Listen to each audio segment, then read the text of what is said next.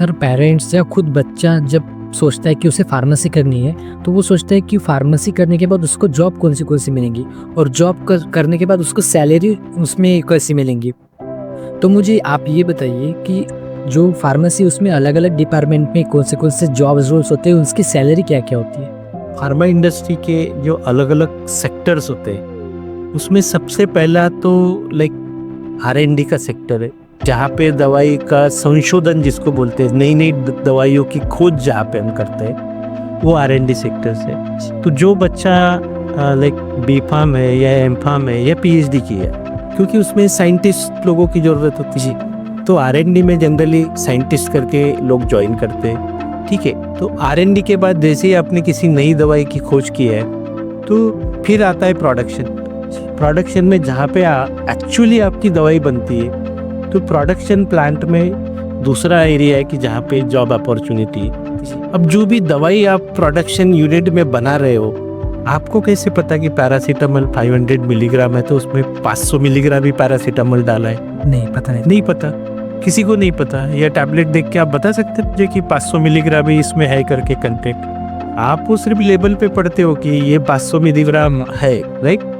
तो ये इंश्योर करने का काम जो करते हैं उनको बोलते हैं quality assurance department. Quality assurance department का काम यही होता है कि जो दवाई है उसमें जो कंटेंट है वो एज पर स्टैंडर्ड बने है कि नहीं और उसमें वो कंटेंट है कि नहीं, ये देखने का काम क्वालिटी एश्योरेंस डिपार्टमेंट का होता है। उसमें फिर और अलग अलग डिपार्टमेंट होते हैं। क्वालिटी कंट्रोल एक पार्ट है कि जो एक्चुअल टेस्टिंग करते हैं, बट क्वालिटी एश्योरेंस वालों का काम होता है कि उस दवाई का वो पर्टिकुलर जो आपने लेबल में लिखा है उतनी अमाउंट में उसमें दवाई है कि नहीं और वो बेस्ट स्टैंडर्ड का है कि नहीं।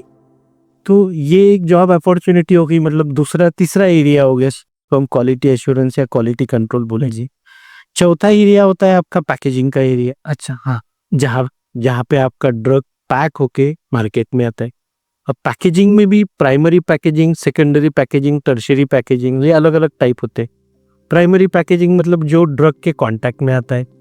अच्छा, राइट। सेकेंडरी पैकेजिंग मतलब उसके ऊपर का दूसरा वाला कार्टून जो आप डाल रहे हैं। फॉर एग्जाम्पल आप एक आई ड्रॉप का एग्जाम्पल लें। आई ड्रॉप एक बॉटल में आएगा, उसके ऊपर एक डिब्बा आएगा। हाँ, मतलब एक बॉटल उसके बाहर एक डिब्बे में आएगा ना, तो that is secondary packaging. Tertiary packaging, ये डिब्बे भर के एक बड़े कंटेनर में डालते हो तो दैट इज टर्शियरी पैकेजिंग। तो ये पैकेजिंग भी एक एरिया है कि जहाँ पे फार्मेसी वालों को जॉब मिलते हैं। फिर पैकेजिंग के बाद सप्लाई चेन स्टार्ट होता है आपकी, कि इंडस्ट्री से आपके पास तक टैबलेट कैसे पहुँचता है। तो ये सप्लाई चेन में, क्योंकि हर ड्रग का एक कंडीशन होता है कि उसी कंडीशन में वो पेशेंट तक पहुंचना चाहिए, वरना खराब हो जाएगा। तो जैसे कोई ड्रग का क्राइटेरिया होता है कि इसको -2 डिग्री सेल्सियस टेम्परेचर में रखना है, -8 डिग्री सेल्सियस टेम्परेचर में रखना होता है, तो वो उसी कंडीशन में रहना चाहिए, नहीं तो वो डिग्रेड हो जाएगा। तो ये सप्लाई चेन मैनेजमेंट जिसको बोलते हैं। तो फार्मा सप्लाई चेन मैनेजमेंट, पहले इसमें कोई और जॉब करते थे, लेकिन आज की तारीख में तो people who are train in pharma, जिनको फार्मा का नॉलेज है, ऐसे ही लोग इसमें ले रहे हैं। तो ये एक अच्छा एरिया है। हो सकता है उसमें आप B.Pharm और MBA करके जाओगे तो बहुत ही अच्छा है, क्योंकि मैनेजमेंट का भी नॉलेज है आपके पास और फार्मा का भी नॉलेज है। उसके बाद का सबसे इम्पोर्टेंट एरिया है मार्केटिंग। तो मार्केटिंग में जनरली, क्योंकि फार्मा एक ऐसा सेक्टर है कि आप उसके एडवर्टाइजमेंट नहीं देखोगे। यहाँ पे पेशेंट के हाथ में उसका चॉइस नहीं होता है। मैं नहीं डिसाइड कर सकता हूँ कि कौन सी दवाई मुझे खाना है। दवाई कौन लिखता है? डॉक्टर लिखते। अब डॉक्टर के पास क्या होता है कि डॉक्टर लोगों को जो 5.5 साल जब वो पढ़ते हैं तो उनको ज़्यादा नॉलेज डिसीज़ का दिया जाता है। अच्छा, उनको फार्माकोलॉजी एक सब्जेक्ट होता है जिसमें वो ड्रग्स से रिलेटेड पढ़ते हैं। तो हर बार उनको जाके नए ड्रग्स के बारे में अपग्रेडेशन देना, ड्रग्स के बारे में नॉलेज देना, या कौन सा ड्रग कौन सी कंडीशन में लिखना है, इसके लिए जो लोग जाते हैं, जो हमने मेडिकल रिप्रेजेंटेटिव देखे। हाँ, मेडिकल रिप्रेजेंटेटिव मतलब ये फार्मेसी के बच्चे होते हैं। ये B.Pharm और साथ में MBA वगैरह किया है तो बेस्ट, क्योंकि you have to convince the doctor. जी, आप डॉक्टर के पास जाते हो, डॉक्टर को कन्विंस करते हो कि मुझे मेरे कंपनी का प्रोडक्ट लिखो। भले ही वो बोलते हैं कि उसके कंपनी का लिखो, लेकिन वो उसके कंपनी का XYZ प्रोडक्ट लिखने के लिए बोलता है। जी, राइट। तो ये बहुत ही इम्पोर्टेंट है। और इसमें लाइक मेडिकल रिप्रेजेंटेटिव ये तो सबसे छोटा एलिमेंट है। अच्छा, हाँ। तो नेशनल मार्केटिंग मैनेजर और इंटरनेशनल मार्केटिंग मैनेजर, वो ये सबसे बड़ी बड़ी पोस्ट होती है और सबसे ज़्यादा पैसा आपको जो मिलता है वो मार्केटिंग में मिलता है, क्योंकि बाकी जितने भी डिपार्टमेंट्स है वहाँ पे सिर्फ खर्चा होता है। एक यही डिपार्टमेंट है जो आपके लिए कंपनी के लिए रेवेन्यू देता है, तो उसमें इंसेंटिव बहुत ज़्यादा मिलते हैं। एक R&D है कि जिसमें अच्छी खासी सैलरी मिलती है। मतलब यू कांट इमेजिन कि फार्मा में जो पैकेजेस मिलते हैं बड़े लेवल पे, हैविंग 20+ ईयर्स ऑफ एक्सपीरियंस, हाँ। उनका एनुअल पैकेजेस करोड़्स में होते हैं। करोड़्स में? यस, करोड़्स में होते हैं। स्टार्टिंग सैलरी हो सकता है कि लाइक जैसे B.Pharm किया है तो स्टार्टिंग सैलरी आपको एक 3 से 6 लाख तक मिले ना, स्टार्टिंग से एनुअल पैकेज। हाँ। और M.Pharm वालों के लिए 4 से 10 लाख का एनुअल पैकेज मिलेगा। ये डिपेंड करता है आपके स्किल के ऊपर। या फिर डिप्लोमा वाला है, डिप्लोमा स्टूडेंट है जिसका D.Pharm हुआ है, D.Pharm वाले स्टूडेंट के लिए मेडिकल शॉप, क्योंकि आप मेडिकल शॉप ऐसे खोल ही नहीं सकते, उसके लिए आपको लाइसेंस है। You have to be a registered pharmacist. आपको यदि मेडिकल शॉप स्टार्ट करना है या आपके पास एंटरप्रेन्योरशिप का स्किल है तो you can start your own pharma industry also. जी, ये भी अपॉर्चुनिटी, ये तो सबसे बड़ी अपॉर्चुनिटी है। आप किसी को जॉब मांगने की बजाय खुद जॉब जनरेट करो। और जितने भी फार्मा इंडस्ट्री अभी देश में है तो दे स्टार्टेड फ्रॉम स्क्रैच। जी। सन फार्मा आज के तारीख में फार्मा इंडस्ट्री में बहुत बड़ी इंडस्ट्री है, but the chairman of that company started the company with 10,000 rupees. यहाँ से 25-30 साल पहले उन्होंने 10,000 में स्टार्ट किया था। तो there is a huge opportunity. आप आपका खुद का प्रोडक्शन यूनिट डाल सकते हो, आपका R&D यूनिट डाल सकते हो, आप आपका CRO डाल सकते हो। और मेडिकल शॉप, आप कोई भी नॉर्मल मेडिकल शॉप ले लो तो 50,000 रुपये महीना तो कहीं नहीं गया उसका। तो ये एक एरिया है, that's why this is professional course. कि आपको जॉब करना है तो आप जॉब कर सकते हो, नहीं करना है तो आप खुद का बिजनेस भी डाल सकते हो। तो फार्मा का बिजनेस, उसमें भी आप रिटेल शॉप डाल सकते हो, होलसेल डाल सकते हो। आपके पास और पैसा है तो you can become a CNF agent, dealership ले सकते हो। तो ये मतलब इतनी सारी अपॉर्चुनिटीज़ है इस फील्ड में।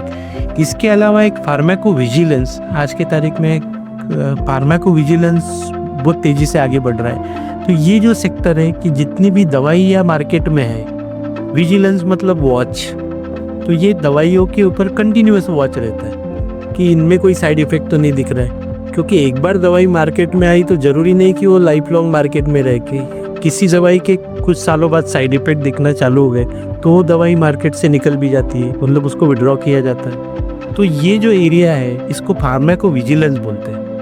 प्रॉपर विजिलेंस दवाई के ऊपर होना चाहिए, इसलिए फार्माकोविजिलेंस, ताकि हर दवाई जो जा रही है वो सेफ दवाई होना चाहिए। दवाइयों में 3 चीज़ें बहुत मायने रखती है, क्वालिटी, सेफ्टी एंड एफिकेसी। अच्छा। एक तो क्वालिटी दवाई होनी चाहिए, सेफ होना चाहिए और उसका इफेक्ट भी होना चाहिए, अच्छा खासा इफेक्ट होना चाहिए। तो ये 3 पैरामीटर बहुत मायने रखते हैं। तो ये एक फील्ड है जो तेज़ी से ग्रो हो रहा है। इसके अलावा एक जो फील्ड है जिसको क्लिनिकल फार्मेसी बोलते हैं। आप यदि वेस्टर्न कंट्री में जाओगे तो वहाँ पे जो डायग्नोसिस का काम है वो डॉक्टर करता है, और प्रिस्क्रिप्शन मैनेजमेंट का काम, मतलब प्रिस्क्रिप्शन मैनेजमेंट मतलब पेशेंट को कौन सा दवाई सूट होगा, ये जो काम होता है ये फार्मासिस्ट का होता है बाहर के देशों में।